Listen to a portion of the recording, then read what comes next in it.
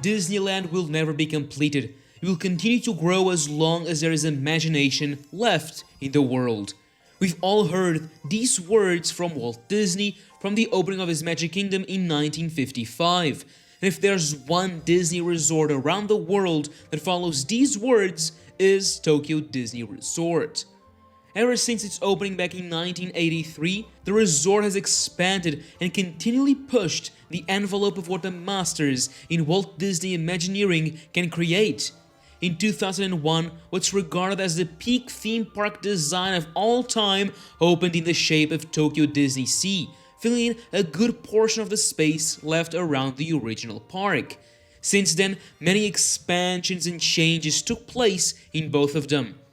Tokyo isn't scared of removing older attractions and areas that have become outdated and not only bringing them to newer standards, but also push those standards forward.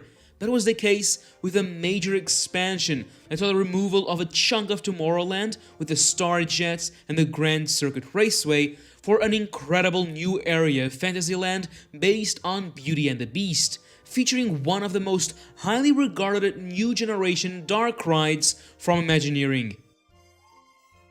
Just a little over a year ago, the resort saw the single biggest expansion to a Disney theme park ever in the form of Fantasy Springs, a new land in Tokyo Disney Sea that you could even consider to be a full-on mini park. But in terms of attractions, there's nothing mini there. It features two huge e-tickets with brand new technology, once again pushing the entire company forward, including what many consider to be the best boat ride in the Disney parks. Fantasy Springs was a major achievement for the entire resort, but even after having invested over $2 billion into it, the Oriental Land Company, which owns and manages the Tokyo Disney Resort, is not stopping anytime soon. Fantasy Springs saw the use of one of the largest possible major expansion plots. There are still a few smaller ones that Imagineering can explore in the future, but when it comes to major expansions, there is no clear path forward. So, because of this, the company is now focusing on completely changing and upgrading existing parts of the parks, and this is where we first stop in our video today, because one of the opening day lands of the park is currently undergoing a massive transformation, a first in many years in the Disney parks around the world. I'm obviously talking about Tomorrowland.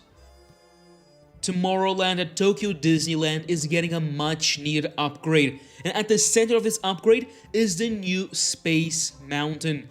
With the takeover by Fantasyland of such a large space a few years ago, the Land of Tomorrow got reduced in size by quite a bit, and so one of the key aspects of the project is to push Space Mountain back, which can be seen in these satellite images, creating a much larger and dynamic space at the heart of the land. While it's not the first time a ride is completely demolished and rebuilt in the Disney parks, with others such as Peter Pan's Flight in Walt Disney's original park, it's the first time we're seeing it happen in a very long time.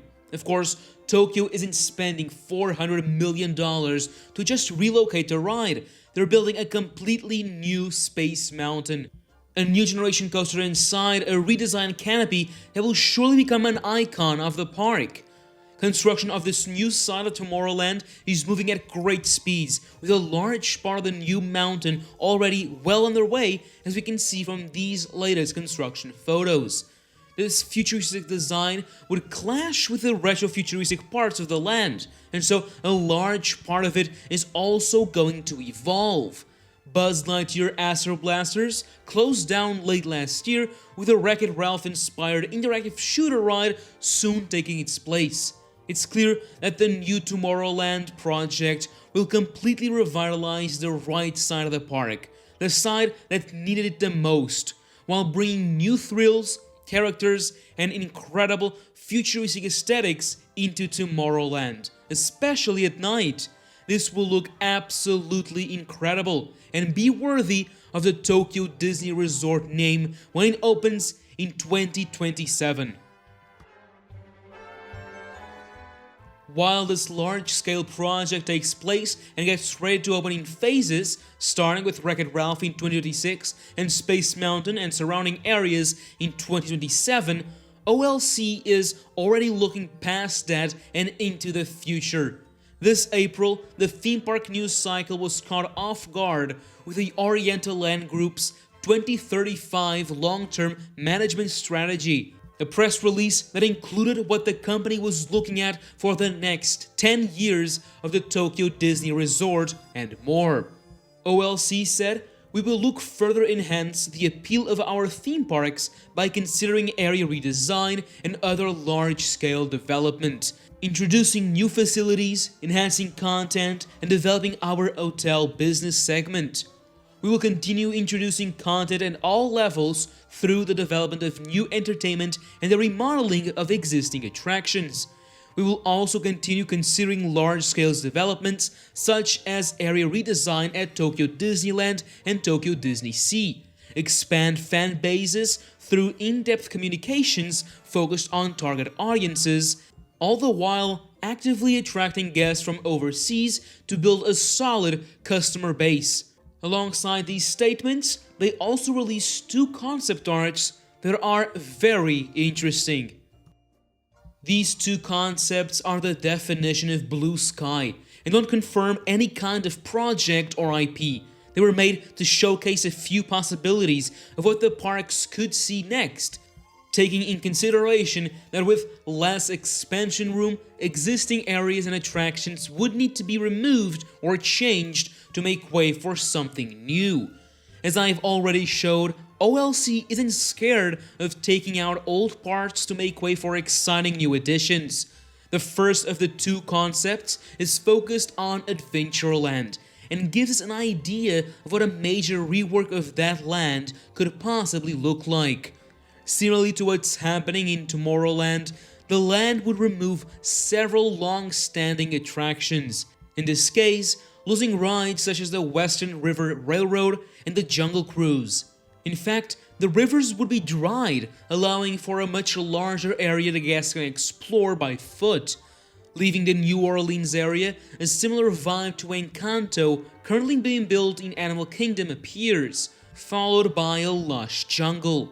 It's clear that Moana has some kind of presence here, just like Up with a large Paradise Falls in the background, and strangely enough, Incredibles in the background too, this being the tropical island where Syndrome's lair is located, featuring what appears to be a roller coaster inspired by the monorail from the movie Zooming Around.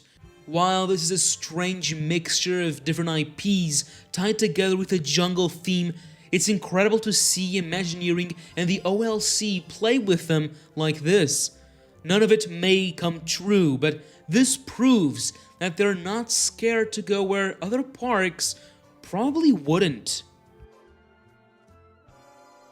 The second concept art is for Tokyo Disney Sea. On the left side of the park, Port Discovery is one of the weakest lands in the park.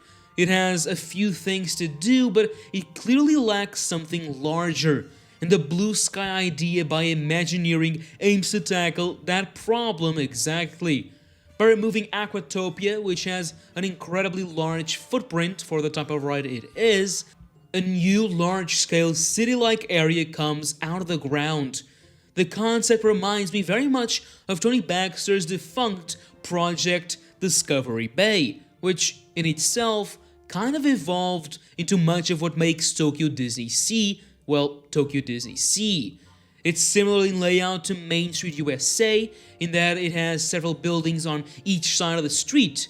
On the right, I would say it could be some stores and a restaurant, but on the left, the building is much larger, and I could definitely see a large dark ride or other kind of attraction here.